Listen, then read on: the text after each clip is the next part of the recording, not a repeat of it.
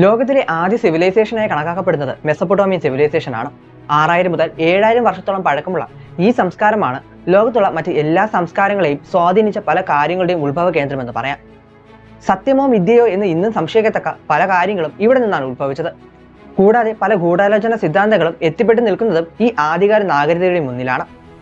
ആകാശത്ത് നിന്ന് വന്ന ദൈവങ്ങളും മൃഗങ്ങളുടെ ശരീരമുള്ള മനുഷ്യരും പല ജീവികളുടെയും ശരീരം ഉൾക്കൊള്ളുന്ന സങ്കരയിനങ്ങൾ തുടങ്ങി ചെകുത്താനും നരകവും സ്വർഗവും എല്ലാം തന്നെ ലോകത്തിന് ലഭിച്ചത് ഇവിടെ നിന്നാണെന്ന് പറയാം. അങ്ങനെ പല സംസ്കാരങ്ങളും ഏറ്റെടുത്ത പരുന്തിന്റെ തലയും സിംഹത്തിന്റെ ഉടലുമുള്ള ഒരു വിചിത്ര ജീവിയാണ് ഗ്രിഫിൻ. ആ ഗ്രിഫിനെ പറ്റിയാണ് നമ്മൾ ഇന്ന് നോക്കാൻ പോകുന്നത്. ഗ്രിഫിനുകൾ പല സംസ്കാരങ്ങളുടെയും ഭാഗങ്ങളായിട്ട് കാലങ്ങൾ കുറെ ആയെങ്കിലും അവയുടെ ഉത്ഭവത്തെ പറ്റി ഒരു കഥകളിൽ നമുക്ക് കാണാൻ സാധിക്കില്ല എന്നതാണ് സത്യം. ദൈവം സൃഷ്ടിച്ചതാണോ, അല്ലെങ്കിൽ സ്വർഗത്തിൽ നിന്നോ അന്യഗ്രഹത്തിൽ നിന്നോ, അല്ലെങ്കിൽ മറ്റ് ജീവികൾ ഇണചേർന്ന് ഉണ്ടായതാണോ എന്ന് പോലും ഒരു കഥകളിലും ഇവയെപ്പറ്റി വിവരിക്കുന്നില്ല എന്നതാണ് അത്ഭുതകരമായ ഒരു കാര്യം. ഇതൊന്നും ഇല്ലെങ്കിൽ പോലും ഗ്രിഫിനുകൾ പുരാതന കാലം മുതലേ ലോകത്തുണ്ട് എന്നാണ് എല്ലാ കഥകളും പറഞ്ഞു വെക്കുന്നത്. മൃഗങ്ങളുടെ രാജാവായും ശക്തിയുടെ പ്രതീകവുമായി സിംഹത്തിനെ കാണുന്നത് പോലെ തന്നെ പക്ഷികളുടെ രാജാവും പ്രൗഢിയുടെ പ്രതീകവുമായാണ് കഴുകനെയും അല്ലെങ്കിൽ പരുന്തിനെയും നമ്മൾ മനുഷ്യർ കാണുന്നത്. അതുകൊണ്ട് തന്നെ പലരും തങ്ങളുടെ ശക്തി സിംഹത്തിനോടും പരുന്തുകളോടും മറ്റും ഉപമിക്കുന്നത് സ്വാഭാവികമാണ്. എന്നാൽ എപ്പോഴും ഈ സിംഹത്തിന്റെയും പരുന്തിന്റെയും അല്ലെങ്കിൽ കഴുകന്റെയും പേര് ഉദ്ധരിക്കുന്നതിനേക്കാൾ നല്ലത് എന്തുകൊണ്ട് ഇവ രണ്ടിനെയും സംയോജിപ്പിച്ച് ഒരു ജീവിയെ കണക്കാക്കിക്കൂടാ എന്ന ചിന്താഗതിയാകും ഗ്രിഫിനുകളുടെ പിറവിക്ക് കാരണം. കഴുകന്റെ പ്രൗഢിയും ശക്തിയും സൂചിപ്പിക്കുന്ന അവയുടെ കൊക്കും നഖവും ചിറകുകളും, സിംഹത്തിന്റെ ശക്തിയും വേഗതയും സൂചിപ്പിക്കുന്ന ശരീരവും പിൻകാലുകളും വാലും സടയും എല്ലാം ഒരു ജീവിയിൽ സംയോജിപ്പിച്ചാണ് അവർ ഇവയെ ഓരോ പേരിട്ട് വിളിച്ചത്. ഇവയുടെ ഉത്ഭവം പോലെ തന്നെ ഇവയുടെ പേരും എങ്ങനെയാണ് ലഭിച്ചതെന്ന് ഇന്നും അജ്ഞാതമാണ്. എന്നിരുന്നാലും ഗ്രീക്കിലെ കർവ്ഡ് അല്ലെങ്കിൽ ഹുക്ക്ഡ് എന്ന അർത്ഥം വരുന്ന ഗ്രിഫ് എന്നതിൽ നിന്നാണ് ഇവയ്ക്ക് ഈ പേര് ലഭിച്ചതെന്നാണ് കരുതപ്പെടുന്നത്. എന്നാൽ ഇവയെപ്പറ്റി ആദ്യമായി പരാമർശിക്കുന്നത് മുമ്പ് സൂചിപ്പിച്ച പോലെ തന്നെ മെസപ്പൊട്ടോമിയൻ സംസ്കാരങ്ങളാണ്.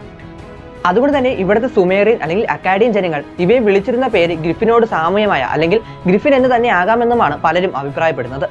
എന്നാൽ ഇത്തരം ജീവികൾ യൂറോപ്പിലോ മെസപ്പൊട്ടോമിയയിലോ മാത്രം ഒതുങ്ങി നിന്നവയല്ല. ഇന്ത്യ ഉൾപ്പെടെയുള്ള ഏഷ്യയിലെ പല രാജ്യങ്ങളിലും ഈജിപ്ഷ്യൻ സംസ്കാരങ്ങളിലും ഗ്രിഫിനോട് വളരെയധികം സാദൃശ്യമുള്ള കഥാപാത്രങ്ങളെ പറ്റി അവർ പരാമർശിക്കുന്നുണ്ട്. അതുകൊണ്ട് തന്നെ പലതരം പേരുകളിലാണ് ഇത്തരം സ്ഥലങ്ങളിലും ഇവ അറിയപ്പെട്ടിരുന്നത്. ഇങ്ങനെ ഓരോ സ്ഥലത്തിൽ എത്തുമ്പോഴും ഗ്രിഫിന് പലതരത്തിലുള്ള രൂപമാറ്റങ്ങളും വന്നതായി നമുക്ക് കാണാൻ സാധിക്കും.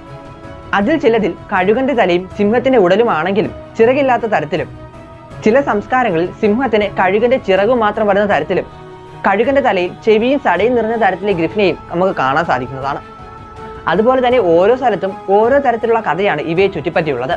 ഗ്രീക്കുകാരുടെ പല കഥകളിലും, പ്രത്യേകിച്ച് ഏഷ്യയിലൂടെ സന്ദർശനം നടത്തിയ അരിസ്റ്റേസ് ഗ്രിഫിനുകളെ മധ്യേഷ്യയിലെ സ്വർണം കാക്കുന്ന ജീവികളായാണ് ചിത്രീകരിച്ചിരിക്കുന്നത്. തുടർന്ന് ഹെറോഡോട്ടസ് ഒറ്റ കണ്ണുള്ള അരിമാപ്പീസ് ആളുകൾ ഈ സ്വർണം അവരിൽ നിന്ന് മോഷ്ടിച്ചുകൊണ്ട് പോയതായും ചിത്രീകരിച്ചിട്ടുണ്ട്. അതുപോലെ പ്ലീനി എന്ന റോമൻ എഴുത്തുകാരൻ ഗ്രിഫിനുകൾ എത്യോപ്യയിൽ വസിക്കുന്നവരാണെന്നും പറയുന്നു. അതേസമയം ടീസിയസ് ആകട്ടെ ഇവ ഇന്ത്യയിൽ ജീവിച്ചിരുന്ന ജീവികളാണെന്നും അഭിപ്രായപ്പെടുന്നു. കൂടാതെ മണ്ണിൽ കൂടുണ്ടാക്കി മുട്ടയിടുന്ന 4 അടിയോളം ഉയരമുള്ള സിംഹത്തിന് സമാനമായ രൂപമുള്ള കറുത്ത തൂവലുകളാണെന്ന ജീവിയാണ് ഇവയെന്നും പല കഥകളിലും പറയുന്നു. അതുപോലെ തന്നെ ഗ്രീക്ക് പുരാണങ്ങളിലും അപ്പോളോയുടെ രഥം വലിച്ചിരുന്നതിൽ ഗ്രിഫിനുകൾ ഉണ്ടെന്നും പറയപ്പെടുന്നു. അതുപോലെ തന്നെ ഡൈനസസിന്റെ ഗ്രഹത്തിലും ഗ്രിഫിനുകൾ ഉണ്ടെന്നും സ്യൂസിന്റെയും അഥീനയുടെയും കഥകളിലും ഇത്തരം ഗ്രിഫിനുകൾ പല രൂപത്തിൽ ചിത്രീകരിക്കുന്നതായും നമുക്ക് കാണാൻ സാധിക്കും. അതുകൊണ്ട് തന്നെ പുരാണങ്ങളിൽ ഇവയ്ക്ക് പ്രാധാന്യം കൽപ്പിച്ചിട്ടുണ്ട് എന്ന് തന്നെ പറയാം.